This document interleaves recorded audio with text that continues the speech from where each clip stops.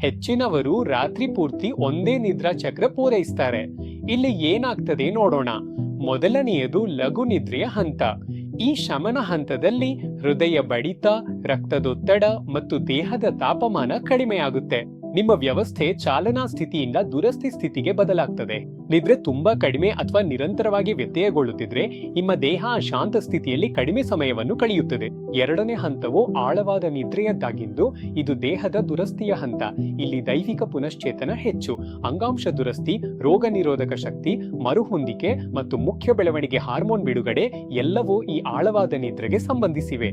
ಆಳವಾದ ನಿದ್ರೆ ರಾತ್ರಿ ಮೊದಲಾರ್ಧದಲ್ಲಿ ಹೆಚ್ಚಿರುತ್ತದೆ. ಮೂರನೇ ಹಂತ ರೆಮ್ ಅಂದರೆ ರ್ಯಾಪಿಡ್ ಐ ಮೂವ್ಮೆಂಟ್ ನಿದ್ರೆ ಹಂತ.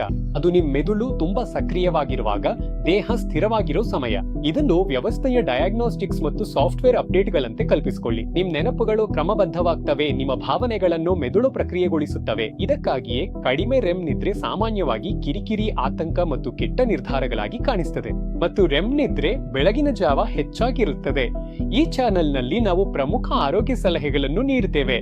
ಆದ್ದರಿಂದ ಚಾನೆಲ್ಗೆ ಸಬ್ಸ್ಕ್ರೈಬ್ ಮಾಡಿ, ಬೆಲ್ ಐಕಾನ್ ಒತ್ತಿ.